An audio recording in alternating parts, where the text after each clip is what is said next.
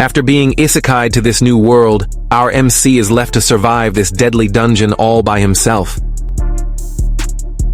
Let us begin. Mimori Touka has always been timid and fearful, shaped by a childhood of abuse from his father and neglect from his mother. As a result, he grew up very antisocial, and this caused him to be basically invisible to others around him. Now, he sits quietly on a bus filled with classmates, watching as the class bully, Oyamada, torments the class president, Ayaka. The bully mocks the young girl's love for romance novels, holding them out of her reach, while the other students stay silent, too afraid to intervene. Initially, Touka feels no obligation to step in, knowing he's no match for Oyamada. However, memories of his own painful past push him to stand up and tell Oyamada to stop. Shocked by Touka's boldness, Oyamada turns his ridicule on him, but Kirihara, the most respected and composed student in the class, steps in, firmly telling Oyamada to stop, before he reveals how the boy really feels about the class president.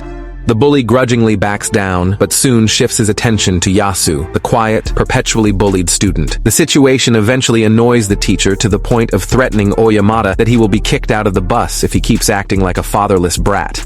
As Touka thinks of how it was unlike him to stand up for somebody else, he also reveals how much he despises most of his classmates. Most of them do not care about what happens to the less popular kids, and even the class teacher accompanying them on the bus doesn't care about what the students are doing. All he wants to do is enjoy his school life in peace. But this would not be an entertaining anime if that happened, and therefore, a mysterious light appears in the bus, and Touka with the entire class are all teleported somewhere else. The students are confused, with some of them thinking they are in a dream, while others say it must be April Fools.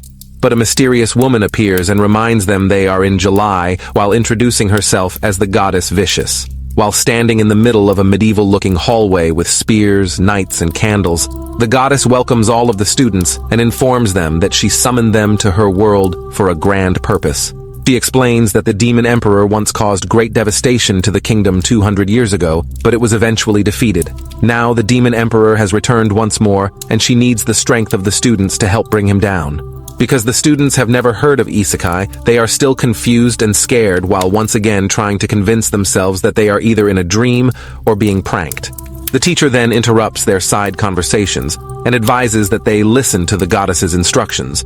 But it seems the teacher himself is not a good listener, as he is caught in 4K staring at the goddess's melons. As Touka is analyzing their surroundings, he starts to think that they are in the same room as solo leveling, and his fear only increases once Kirihara asks the goddess what would be the consequences if the students refuse to help her out, to which she gives a pretty devious response. She tells them they will die in the room, as she cannot send them back home, and the only way for her to gain the ability to send everyone home is by them either obtaining the heart of the demon emperor or absorbing the element from the demon emperor's necklace as he dies. Oyamada, the bully, has had enough of this foolishness, and tells the goddess that he couldn't care less about the demon emperor or the kingdom, and seeing his reaction, the goddess has no choice but to kneel before the students and beg for their help. This prompts Ayaka to step forward as well, and asks how exactly are mere humans meant to help defeat a demon. But it seems like the goddess came prepared, and she demonstrates the reality of the situation by first killing a giant demonic wolf right in front of the students after it devours what seemed to be a human prisoner. The students had mixed reactions to what they saw, with some of them screaming in fear and others being too stiff to even move. But one thing for sure, it confirmed that they are indeed in another world where demon emperors, goddesses, and magic exist. The students are gathered in front of an orb, and one by one they place their hand towards it, and the orb lights up. Each student is given a rank, with the highest being an S rank. Oyamada, the bully, ends up being an A rank, and he acts very arrogantly. But that only lasted for a short amount of time, as Kirihara and Ayaka both turn out to be S ranks. This greatly impresses the goddess, as it is rare to have multiple S ranks in one summoning. But next up is Touka, and when our MC steps up, he realizes that his light is not as bright as the other ones, and this causes the goddess to completely ignore him.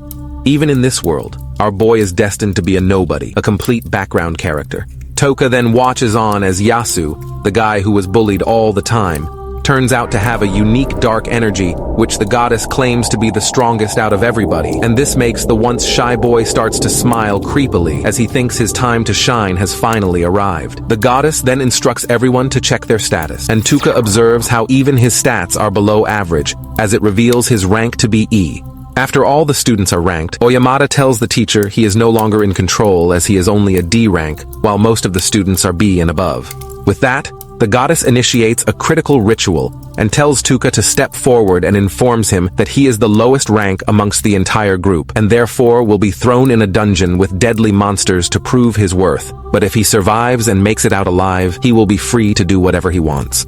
Touka is shocked to basically get a death sentence because of his rank and tries to convince the goddess to not dispose of him as he has a skill called Abnormal State Endowment. But the goddess does not care because all abnormal state spells and skills have no value and are not very powerful. As the goddess is calling our MC a failure, the rest of the class also mocks him and look forward to him dying. Even Yasu, the kid he used to help out after being bullied, turns on him and calls him a lowly E rank that should hurry up and die. Their harsh words make Touka very upset and only Ayaka tries to stand up for him. She pleads with the goddess to not dispose of Touka as he is their fellow classmate. But the goddess does not care and responds by landing a heavy blow on Ayaka, knocking her out. This angers Touka, causing him to launch an attack at the goddess. She easily deflects it while revealing she has a permanent protective veil around her that blocks all incoming attacks. Collectively, the students and the goddess continue to mock our MC as tears starts to build in his eyes. As this happens, however, he visits his childhood self and tells him it's time to show them who he truly is. And with that, Touka gives the students and the goddess the middle finger as he vows to come back for them. Our MC then wakes up deep in the dungeon where he immediately comes across human skulls that had been split in half. And as he wonders what could have done such damage, he is able to dodge the monster's attack at the last second. Without even looking back, he runs while the monster gives chase, and with each step it takes, the monster shakes the ground as well as oozing deadly acid from the holes in its body. Touka eventually trips and starts to prepare for his death. In that moment, however, he remembers how everyone made fun of him, how they mocked him, and how he promised to come back to end them. This forces his body to move on its own as he uses his paralyzed skill on the monster. This gives him an opportunity to escape. As he runs away, however, he comes across another bird-like monster that quickly corners him. The situation forces Touka to once again use Paralyze on the bird monster, followed by Poison. The problem is, our MC has run out of mana and finds himself pinned between the now arriving Tor and the bird monster. He is once again scared that he may not make it out alive, but his childhood voice urges him on. It reminds him of the anger he felt when he was being beaten by his father, and as he raises his hand against the giant monster, he vows to come back to kill everyone who did him wrong. But before we end the episode, we see a beautiful elf coming out of the water, seemingly waiting to meet a certain someone. Wink, wink.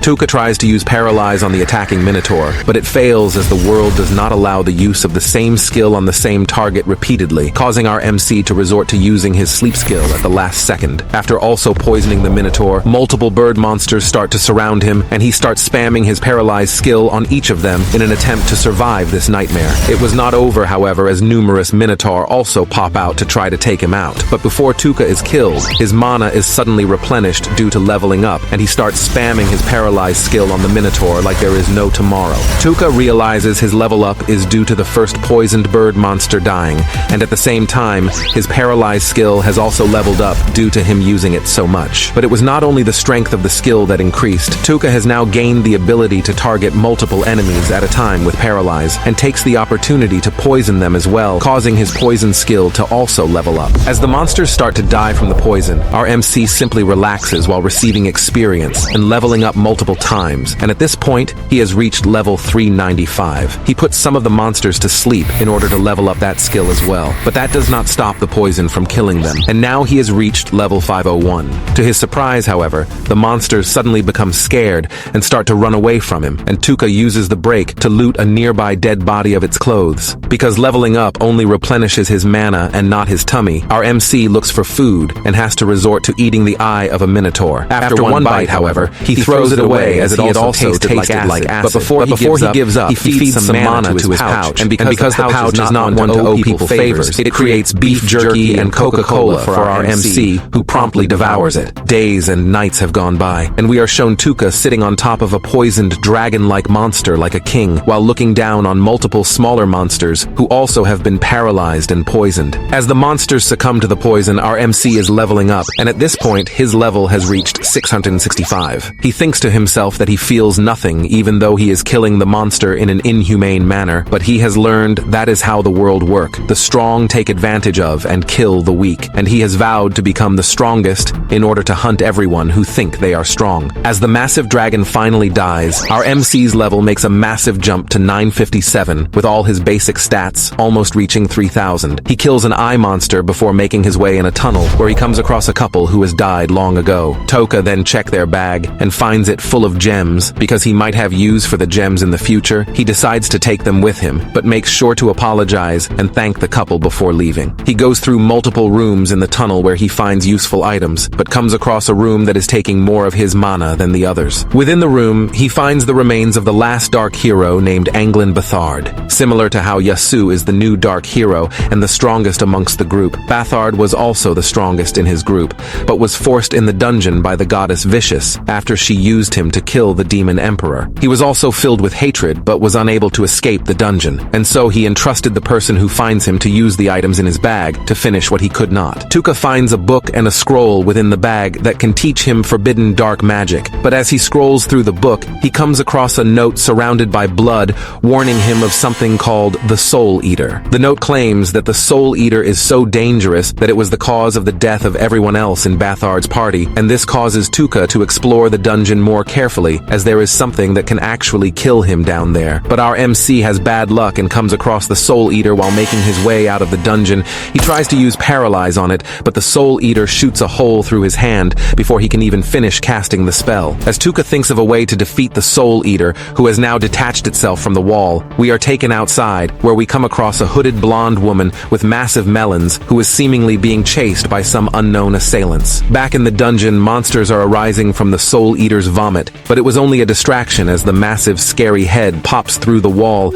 and uses its screaming ability. The ability is not effective on Touka, and that is when he realizes that the Soul Eater is toying with him as it opens its massive, scary-looking golden eyes and starts to laugh at him. Tears start to stream from our MC's eyes as he does not want to hurt the Soul Eater's minions because they look too human. He screams for somebody, anybody, to help him. The Soul Eater is enjoying the show, laughing at our MC's despair, but little does it know that it was all a trick by Touka, who suddenly uses Paralyze on the monster. He explains that he needed a way to cast the spell without being interrupted, and because the Soul Eater was too busy laughing at his pain, it gave him the opportunity to raise his hand and cast Paralyze. The skill has leveled up to level 3 after being used on such a strong monster, and as Touka poisons all of the monsters around him, including the Soul Eater, he explains the monster lost to him because it got too cocky. It thought that a lowly human could not outsmart it, but Touka was used to being looked down on by now, and will use that, as well as every trick he knows to his advantage in order to see his revenge through. As his poison skill also reaches level 3, he puts all of the monsters to sleep, increasing that skill's level to 3 as well. And when the Soul Eater finally dies, all of the souls it has eaten are released, and each of them thank Touka, as well as giving him their blessings because they have watched everything he has been through since being thrown in the dungeon. Even Anglin Bathard's soul appears to tell Touka to give the evil goddess hell, but our MC had already planned on doing that as he finally makes his way out of the dungeon.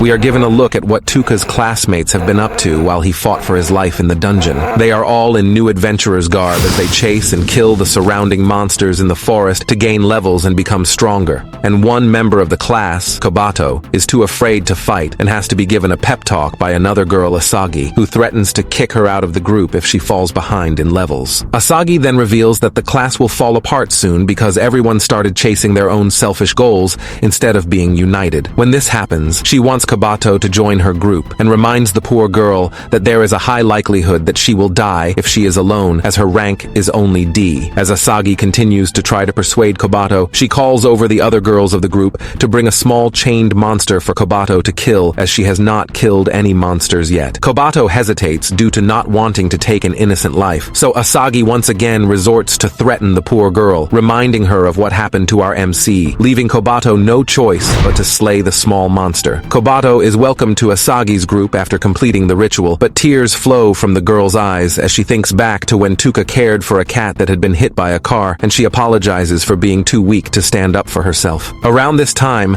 Ayaka has finally woken up from being knocked out by the goddess and confronts her in the throne room. The goddess fakes her tears as she explains to Ayaka that she had no choice in sending Touka in the dungeon dungeons, as it is the rules of the kingdom. It does not stop there, however, and the goddess further discloses that a number of other students had been disqualified and discarded while Ayaka slept, due to not being able or willing to slay one of the small monsters. Her words angers Ayaka, but nonetheless, the class president proposes to the goddess that she will work hard enough to make up for the lack of ability of her lower-ranked classmates to avoid them being thrown to the wolves. To my surprise, the goddess agrees to the proposal and shakes Ayaka's hands while threatening to give her another punch to her gut if she fails. Deeper in the forest, we once again come across the big melon-hooded woman who is running from her pursuers, who appear to be a group made up of 4 people. No matter how fast or how far she runs, they are continually able to track her down, and notes that even though the woman has the ability to conceal herself, their group, the White Walkers,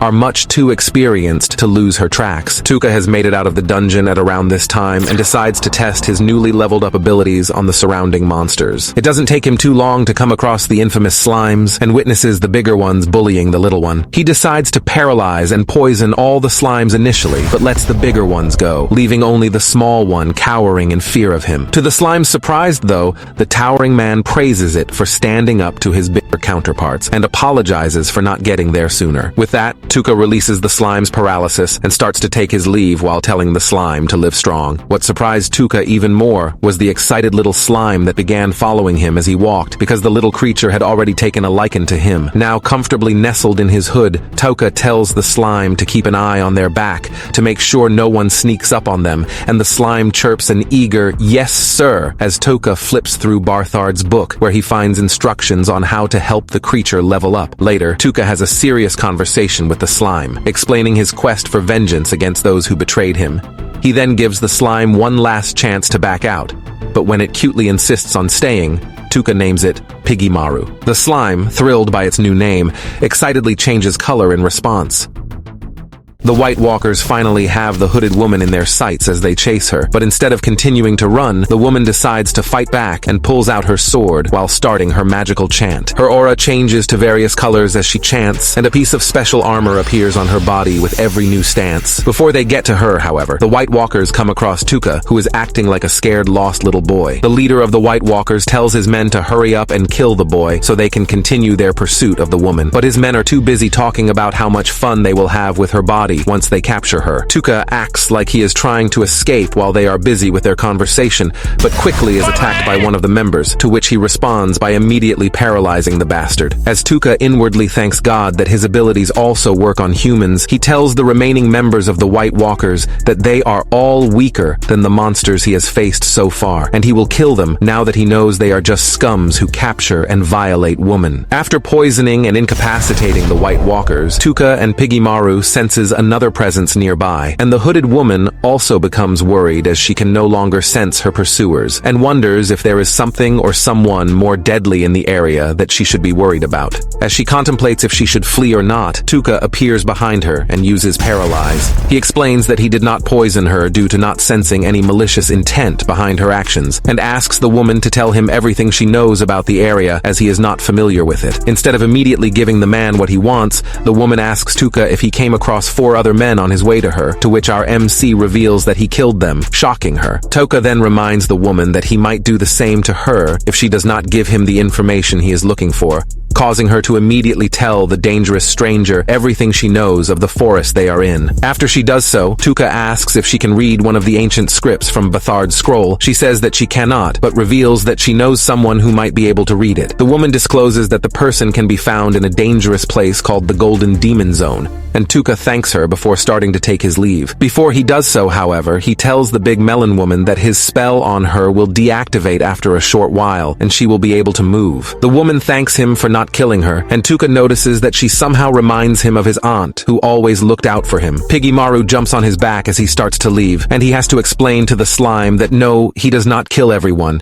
He only kills scums and people who betray him. Touka arrives in the city of Mills and is only allowed in after claiming he is a mercenary who has come to fight in the dungeons. He rents a room and starts wandering the nightlife of Mills before finally having a good meal in what seemed to be ages. As he eats, he decides to gather some intel by eavesdropping on the conversation of some middle-aged guys who have had a bit too much to drink. They start to compare the strength of each faction in the different regions, but they are all in agreement that the Black Dragon Knights are the strongest, as they were able to to burn down the holy kingdom of Nea in one night. After also hearing that there is a man known as the strongest human in the Black Dragon Knights, Touka takes his leave and decides to take part of a dungeon raid in order to become stronger. The person who oversees the dungeon, Creed Harkley, tells the group before him that all of the loot they find in the dungeon is theirs, but he is willing to pay 300 gold to anyone who finds the rare treasure known as the Cup of the Dragon's Eye. As the group lines up to register, Touka sees a man loudly flirting with a hooded woman who he believes to be the former leader of the knights. After being rejected, the loud man, Monk Dorogeti, reminds everyone that the former knight leader was a beautiful elf known as Saras Ashrain, and a price was put on her head after being kicked out of her group. To prove that the person standing before them is the disgraced knight, Mon Dorogeti removes the woman's hood, only to find out he was wrong, as the woman's ears are not elven, but human.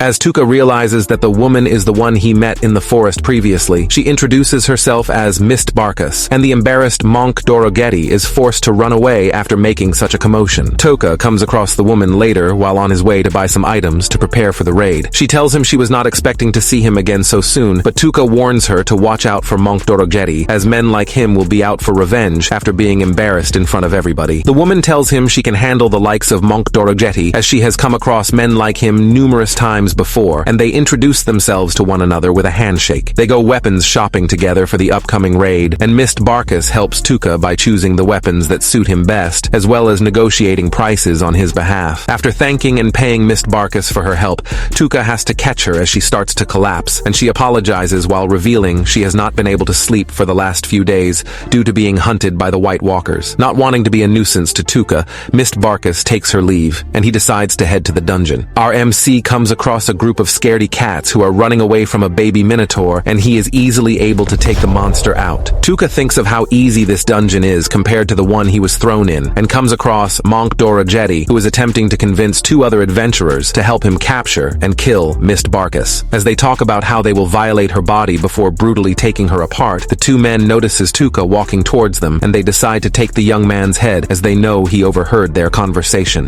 With Touka raising his hand, Monk Dorogeti believes the young man is about to beg for his life, only for him and his entire group to find themselves paralyzed. As our MC poisons Monk Dorogeti and his two accomplices, he tells them of how good it feels to take out scumbags like them, and hears their screams as they are being eaten by monsters while he leaves them behind. Touka then comes across a group known as the Saber-Toothed Tigers, who informs him to watch out as they have come across numerous dead monsters with no battle wounds on them. Although our MC knows he is the one who killed the monsters with poison, he acts clueless, and Saber-Tooth Tiger's leader, Lily Adamantine, decides to pull her group from the raid and offers Touka the opportunity to leave with them. Touka declines her offer, however, and thinks to himself that the less people in the dungeon the better, as he does not want anyone knowing of his abilities yet. Our MC eventually finds the room that houses the rare Cup of the Dragon's Eye, and because he knows its guardian will attack as soon as he touches the treasure, he decides to paralyze and poison the monster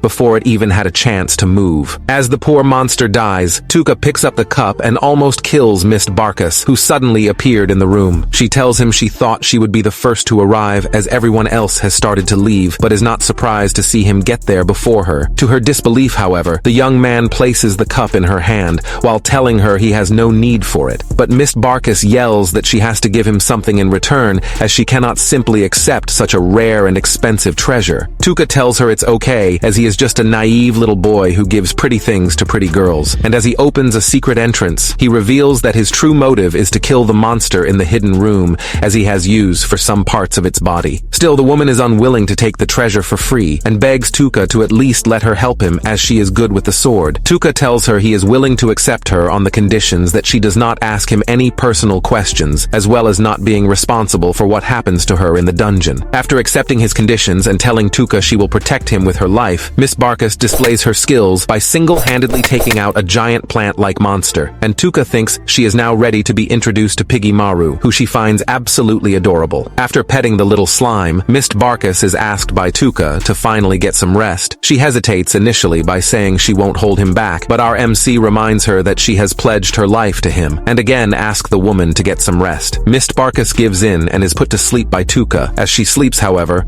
her body transforms to reveal that she is actually the former knight leader, Saras Ashrain, and our MC barely reacts, as he had already suspected as much. Outside the dungeon, the Black Dragon Knights are investigating the death of the White Walkers, who they believe were killed at the hands of Saras Ashrain, and the one known as the strongest human in the world, Civet Garland, says he cannot wait to test her abilities for himself. Back in the dungeon, Mist Barkus and Touka come face to face with the Skeleton King, and she is forced to transform into her knight-like state to unleash her full power. To her surprise, however, Touka calmly paralyzes and poisons the monster, leaving her blushing with embarrassment. After collecting the ultra-rare item dropped by the Skeleton King, Piggymaru points to the egg the monster was guarding and suggests to Touka that they should take it with them. In another part of the dungeon, we find Oyamata and Kihihara effortlessly dispatching the Skeleton Knight monsters, but their overzealous attacks force Ayaka to step in and shield their classmates from the collateral damage. As Kihihara gloats about leveling up to level 24, we find Touka and Mist Barkus alone in the room. Yeah, boy. Where he has just asked if she would like to be hired as his escort. He reminds her that he must meet the only person capable of deciphering Barthard's scroll, the Forbidden Witch, who resides in the Golden Demon Zone. As a skilled fighter familiar with the dangerous path to the zone, she is the ideal partner for the journey. Mist Barkus is disappointed because she was hoping Touka was talking about the other kind of escort. What do you mean by that? But agrees to be with him as the Golden Demon Zone is a shortcut to her destination of the Jonato Principality. With their bond deepening, Mist Barkus decides to reveal her true identity to Touka as Saras Ashrain. In turn, our MC follows suit, sharing his real name with her for the first time. After thinking about Touka as she bathes that night, the two meet for breakfast, where Saras reveals that the forbidden spells were actually made forbidden by the goddess Vicious, and Touka quickly figures out it must be because the spells are strong enough to break through the goddess's impenetrable shield. After Saras finds herself blushing at the sight of Touka lost in thought, the two agree to rendezvous later in front of the inn, but the problem arises when Saras fails to show up at the appointed time. As Touka thinks of how this is unlike his big meloned elf, we find Ayaka asking the goddess Vicious about Sakura, who lost one of her hands during the earlier dungeon raid. Vicious coldly tells the class president that only those with ranks of A or higher are worthy of her healing, meaning Sakura, ranked B, doesn't qualify. What?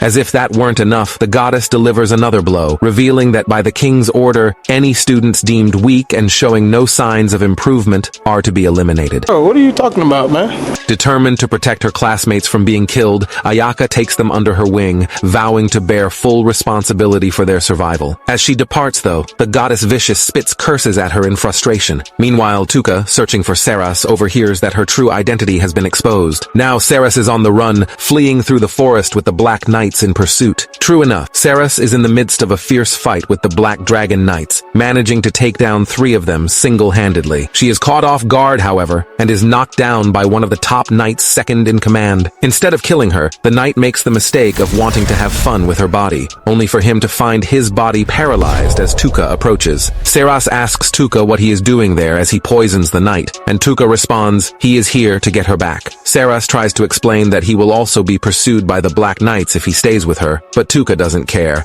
and tells the big meloned elf she is the one that he wants. Before Saras even has a chance to process what she has just heard, the young man commands her to undress in front of him right here and now.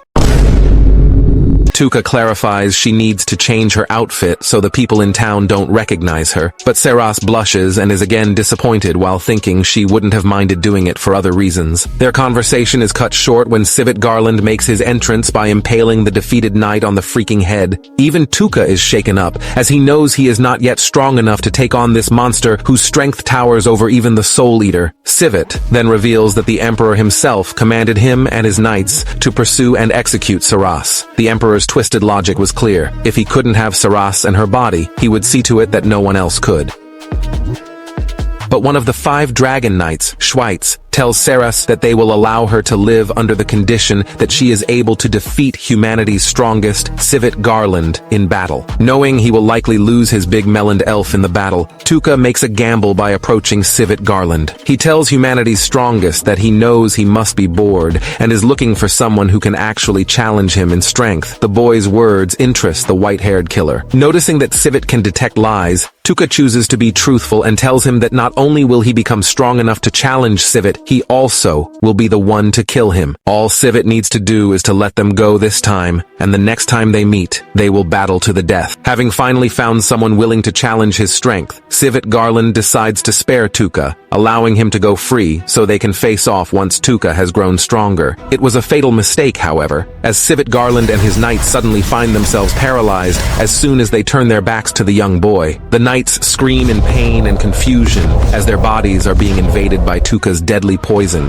causing blood to pour from their eyes and mouth. Barely able to speak, Civet screams at Touka for his betrayal, but to make matters worse for the knights, the young boy boosts the range of his abilities by merging with his slime, and this allows him to easily eliminate the knights' reinforcements. As the knights die one by one, Touka is leveling up and has gained the abilities Freeze, Dark, and Berserk, which he tests on each of the top knights. Civet Garland, who is the last to cling on to life, cannot believe his eyes. He cannot believe that this is the way he will be defeated, but still, a lost is a lost, and the white-haired killer recognizes the young boy as humanity's strongest as he draws his last breath. We shift our focus to a group of students resting after a fierce battle with monsters. As they catch their breath, a purple-haired girl approaches and informs them that the goddess is currently unavailable. So, in the meantime, she will take on the responsibility of watching over them. Naturally, the arrogant Oyamada steps forward, refusing to take orders from someone he deems weak. However, the purple-haired woman wastes no time proving him wrong, effortlessly knocking him down with a single, decisive blow. After dismissively telling Oyamada that he's all bark and no bite, the purple-haired woman turns her attention to the rest of the group and informs them that it's time to return to the capital. The next phase of their mission is about to begin. A team of soldiers, tasked by the goddess to investigate the dungeon's exit, stumbles upon an item belonging to Touka. However, rather than reporting their discovery, they dismiss it as a coincidence. Convinced that no one could possibly survive and escape the deadly dungeon, they conclude that the item must have been dropped by a random passerby and couldn't possibly be the possession of the boy previously deemed as the weakest amongst his peers. As for our hero or villain, depending on your perspective, he's currently strolling through the next town, browsing for a cool mask to add to his collection. Meanwhile, back in her room, Saras lies in bed, her thoughts consumed by him. She wrestles with her feelings, telling herself she must resist the overwhelming urge to throw herself at him, at least for now. The next day, the leaders of the surrounding nations convened an emergency meeting to address the sudden and alarming death of the Black Knights. As the strongest force humanity had against the Demon King and his armies, their loss was nothing short of catastrophic. Tensions were high as the leaders debated what could have caused such a disaster. When the goddess was asked to share what she had learned, she reported that the Black Knights had been pursuing Saras Ashrain. Evidence recovered from the battlefield, such as scraps of her clothing and traces of her blood, suggested that Saras had somehow managed to defeat the Black Knights, but had likely succumbed to her injuries afterward. The explanation, however, was met with skepticism. Ganozia, a battle-hardened leader known as the White Wolf, voiced his doubts. He questioned how Saras, even as a renowned warrior, could possibly have taken down the entire force of Black Knights and their reinforcements alone. The other leaders murmured their agreement, finding the story difficult to believe. Their speculation was interrupted when a messenger entered the room, breathless and wide-eyed. He brought shocking news. A group of sorcerers calling themselves Ashinto had stepped forward, claiming full responsibility for the massacre of the Black Knights. Touka and Saras arrive in a new town, ready to prepare for the next leg of their journey. While booking their stay at the inn, the flustered Saras slyly suggests they rent only one room, using the excuse of saving money to justify it. Her face flushes a deep red, however, when Touka agrees without hesitation, casually reminding her that he's still a guy and that she shouldn't blame him if anything happens. While having dinner that evening, Touka and Saras overhear two men at a nearby table discussing the recent death of the Black Knights. Saras nearly chokes on her food when she hears them mention that a group called Ashinto has claimed responsibility for the massacre. As if on cue, four robed individuals stride arrogantly into the restaurant, loudly declaring themselves members of Ashinto. They demand others vacate their seats to make room for them and order alcohol to be brought immediately, boasting that they are part of the group that took down the Black Knights. Touka, unimpressed, studies the self-proclaimed sorcerers and decides they don't look particularly strong. The two men from before seem to share his skepticism, dismissing Ashinto's claims. One of them remarks that if anyone could take down the Black Knights, it would be the Forbidden Witch, a dark elf who hasn't been seen in over 10 years. Hearing this piques Touka's interest, and he approaches the men, eager to learn more about this mysterious figure. After buying them a round of drinks, they tell him that only one person claims to have encountered the Forbidden Witch recently, a blood fighter who competes in the Colosseum. As luck would have it, the fighter they mention, Eve Speed, walks into the restaurant moments later. Touka wastes no time approaching her, but before he can get to the point, Eve teases him, asking if he's sure he can handle a night with her. Unfazed, Touka clarifies that she's misunderstood, and he's only looking for information on the Forbidden Witch. Eve feigns disappointment at his rejection, but eventually tells him the truth. She's never met the Forbidden Witch. However, she warns him against pursuing the Dark Elf, saying that someone as young as him shouldn't throw his life away by venturing into the Demon Zone. As Touka and Saras walk back to their inn, Saras quietly mentions that she picked up on Eve lying about not knowing where the Forbidden Witch is. Touka nods and admits he had the same feeling. Meanwhile, Eve is seen elsewhere speaking gently to a Dark Elf child. She asks the child if she's alright, and when the girl nods, Eve promises to do everything in her power to get her out of whatever trouble she's in. When the couple arrives back at the inn, Saras awkwardly tries to make a move on Touka. However, the moment he turns to meet her gaze, she turns crimson red and looks away. Touka stares at her, puzzled, wondering what's gotten into his big meloned elf. Just then, a breeze stirs her hair, and for a moment, Touka is struck silent, realizing just how beautiful Saras truly is. After a brief discussion about how to convince Eve to help them, Saras decides to practice her swordsmanship in the room. Touka watches her train, admiring her precision and strength, and for the first time, he thinks she actually stood a chance of beating Servet Garland. When she finishes, Touka asks her for tips on close-quarters combat, explaining that there might come a time when he can't rely on his spells. Saras agrees and opens her arms, inviting Touka to attack her. When he throws a punch, she expertly grabs his arm and twists him into a lock from behind. But before she can explain the technique, a bead of Touka's sweat drips onto her chest. Saras freezes, suddenly letting go and jumping back, while apologizing for exchanging fluids with him. Though Touka brushes it off later that evening, Saras can't seem to stop herself from sniffing Touka's clothes before she washes them.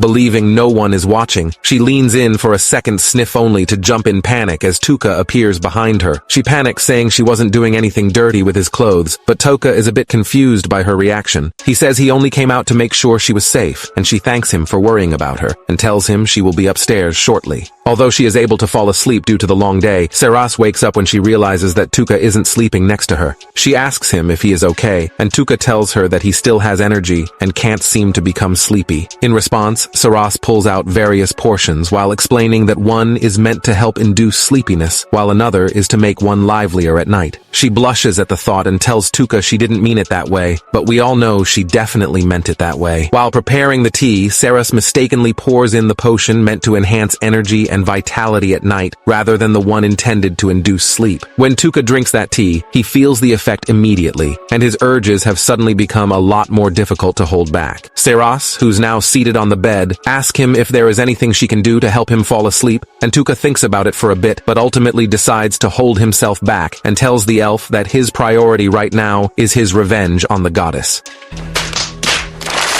He explains because his eyes are currently blinded by revenge, he can't see anything else until his revenge is complete. Saras picks up on the hint that Touka will give her what she's been yearning for once his revenge is complete, and once again vows to be his sword to expedite the process. Saras and Touka met the next day, after Saras had completed her investigation into Eve's situation. What they initially believed, that Eve was fighting solely to buy her own freedom, turned out to be wrong. Saras had discovered that Eve had already earned enough money to buy herself out of slavery 2 years ago. However, she continued to fight in order to purchase the freedom of someone else, a dark-skinned elven child. As Saras shared her findings, the situation grew even more troubling. She revealed that many of the prominent fighters in the arena had mysteriously died died during their final match, right before they could claim their freedom. These deaths were far too frequent to be mere coincidence. Saras explained her theory. It was highly likely that the person overseeing the matches poisoned the fighters beforehand to ensure they didn't leave alive. With Eve now on the brink of earning enough to buy the child's freedom, Saras expressed deep concern that the same fate might await her.